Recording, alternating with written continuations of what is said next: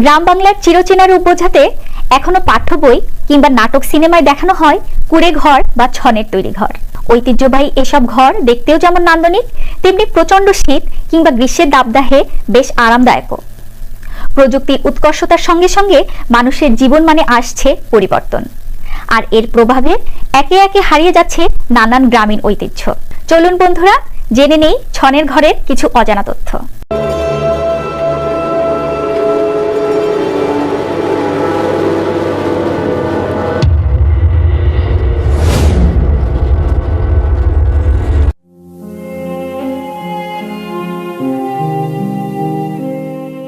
গ্রাম বাংলার চিরচেনা রূপ বোঝাতে এখনো পাঠ্য বই কিংবা নাটক সিনেমায় দেখানো হয় কুঁড়ে ঘর বা ছনের তৈরি ঘর।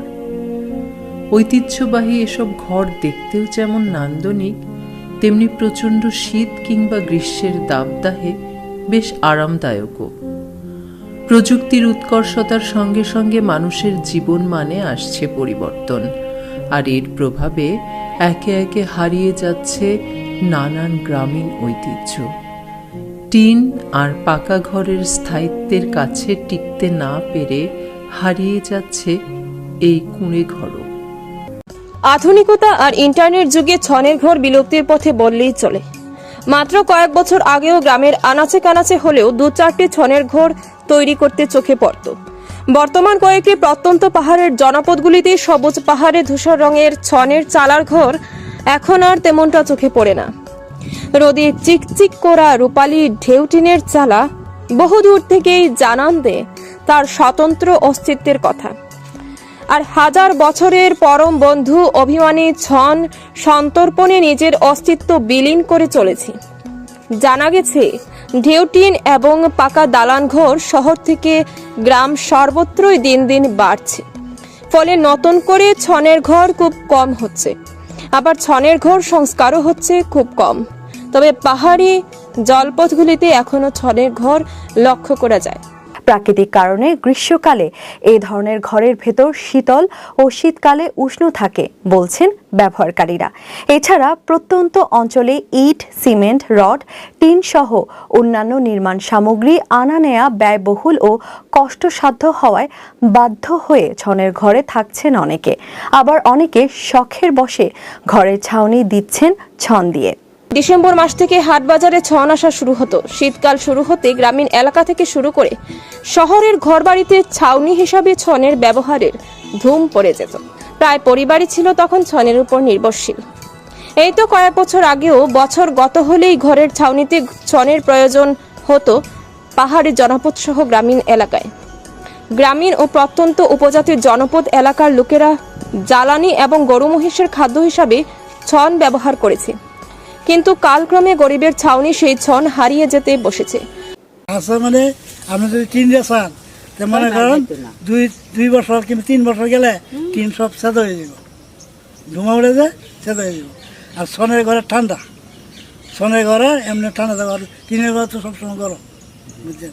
এই লোক তো এই ছনের উৎপাদন ও বিপণন প্রক্রিয়া সম্পর্কে জানতে চাইলে জানা গেছে পাহাড়ের জঙ্গলে এখন আর সেরকম ছন পাওয়া যায় না। বহু গভীর জঙ্গল থেকে ছন সংগ্রহ করতে হয়। একই পাহাড়ে ফলজ ও বনজ গাছের পাশাপাশি ছনও হতো। বিভিন্ন কারণে পাহাড় ধ্বংসের কারণে এবং রীতিমতো পাহাড় পরিষ্কার না করার কারণে পাহাড়ের ছন বিলুপ্ত হতে যাচ্ছে। পরপর 2বার ছন না কাটলে সেই পাহাড়ে আর ছন হয় না। প্রতি বছর ছন কাটলে এবং আগাছা পরিষ্কার করে দিলে ছনের ভালো উৎপাদন হয়। আশ্বিন থেকে চৈত্র মাস পর্যন্ত ছন আহরণ করা হয়ে থাকে। চাষাবাদে তেমন পরিশ্রম নেই। শুধুমাত্র পাহাড়ের যে অংশে ছন চাষ করা হবে তা পরিষ্কার করে দিলেই কিছুদিন পর প্রাকৃতিকভাবেই ছনের কুড়ি জন্ম নেয়। এরপর ছনের দৈর্ঘ্য 1.5-2 হাত হলে আগাছা পরিষ্কার করে একবার ইউরিয়া সার প্রয়োগ করতে হয়, আর 6 থেকে 7 ফুট লম্বা হলেই কাটার উপযুক্ত হয়। আহরণের পর পর্যাপ্ত রোদে 15 থেকে 25 দিন শুকিয়ে নিলে এরপরই তা ব্যবহার উপযোগী হয়। ছনের বাড়ি হচ্ছে আপনার টিনের বাড়ি চাইতে ছনের বাড়ি হচ্ছে থাকতে আপনার ঠান্ডা লাগে। টিনের বাড়ি হচ্ছে আপনার গরম সিজনে বেশি গরম হয়। আপনার এই গরমে যদি ছনের বাড়িতে থাকেন তাহলে দেখবেন আপনি খুব ঠান্ডাতে আপনার এসির মতো যেভাবে থাকবেন। আজ থেকে 20-25 বছর আগেও শহরের প্রায় প্রতিটি বাড়িতে ছনের ছাউনির ঘর ছিল।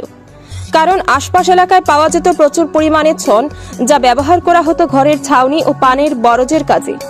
নিম্নবিত্তের মানুষ এই ছন দিয়ে ঘরের ছাউনি দিত। এছাড়া কাঠুরিয়ারা ছন বিক্রি করে সংসার চালাতো। স্থানীয়ভাবে গরিবের শীততাপ নিয়ন্ত্রিত ঘর বলে পরিচিত ছিল এই ছনের ছাউনির ঘর। উচ্চবিত্তরা শখের বসে পাকা ঘরের নিচে চিলেকুটায় ছন ব্যবহার করত। এটা আমাদের বাড়ির পাশে ছন পাওয়া যায়, এখন পাওয়া যায় না, এখন অন্য থেকে কিনতে হয় 100 টাকা দিয়ে। নির্মাণ সামগ্রী সহজলভ্য না হওয়া এবং কয়েক বছর পর পর মেরামতের ঝামেলা, কারিগর সংকটের কারণে অনেকে পাকা বাড়ি নির্মাণের দিকে ঝুঁকছেন বলছেন প্রকৌশলীরা।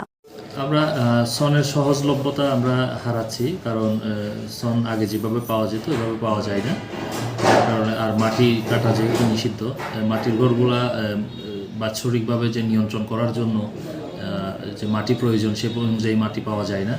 আর এগুলো মেনটেনেন্স করাটা অনেকটা কষ্টসাধ্য হয়ে পড়ছে। আর মাটি কাজের যে লোক, সেই ধরনের লোকগুলোও এখন পাওয়া যায় না, যার কারণে মানুষ দিন দিন মাটির ঘর এবং ছনের ঘর এগুলো থেকে দূরে গিয়ে বিল্ডিংয়ের দিকে ঝুঁকছে। এবং আসলে আরামদায়কের দিক দিয়ে চিন্তা করলে মাটির ঘর, ছনের ঘর এগুলো আসলে অনেক প্রাকৃতিকভাবে অনেক আরামদায়ক। সেক্ষেত্রে সহজলভ্যতা না হওয়ার কারণ মানুষ দিন দিন বিল্ডিংয়ের দিকে ঝুঁকছে। অন্যদিকে বন উজাড়ের কারণে ঘরবাড়ি মেরামতে অধিক দামে ছন কিনতে হয় হিমশিম খাচ্ছেন অনেকে।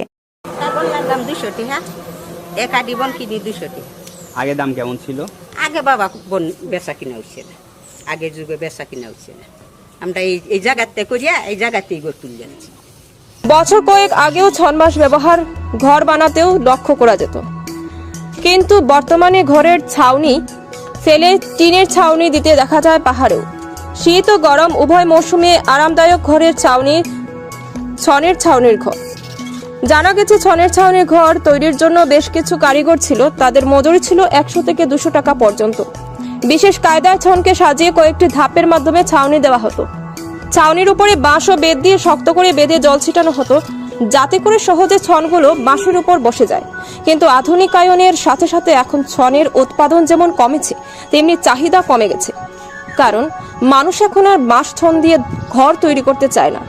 বাঁশ ও ছন দিয়ে তৈরি ঘরগুলো বেশি দিন টেকসইও হয় না, প্রতি বছর মেরামত করতে হয়, যার কারণে ছনের চেয়ে বেশি চাহিদা বেড়েছে এখন টিন এবং পাকা ঘরের। তাই ছনের ঘর দখল করে নিয়েছে টিন এবং সিমেন্ট, ইট, বালির ঘর।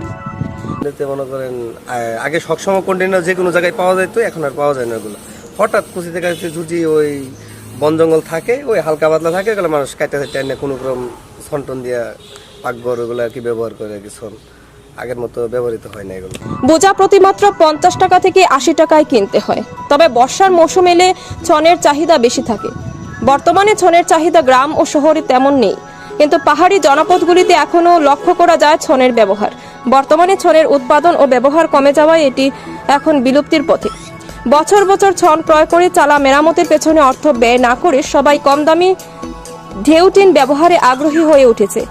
বিশেষজ্ঞদের মতে এই ছন থেকে উন্নত মানের সুতা ও দড়ি উৎপন্ন হয়। একসময় শহরেও ছন বিক্রি করতে দেখা যেত, কিন্তু কালের বিবর্তনে সেই দৃশ্য এখন আর তেমন চোখে পড়ে না, হারিয়ে যাচ্ছে তাই ছনের ব্যবহার। আধুনিক সভ্যতায় মানুষ এখন পাকা আধা পাকা বাড়ি তৈরিতে ব্যস্ত, ছাউনি হিসাবে ব্যবহার করছে টিনকে। ফলে ছনের ব্যবহার ক্রমশ বিলুপ্তির পথে। তবে বিশেষজ্ঞ মহল মনে করেন ছন দিয়ে নানাবিধ ব্যবহার বাড়ানো গেলে হয়তো ছনের ব্যবহার বৃদ্ধিতে সহায়ক ভূমিকা রাখা সম্ভব হতো এবং ছন চাষ করে অনেক চাষিরাই অর্থনৈতিকভাবে লাভবান হতো।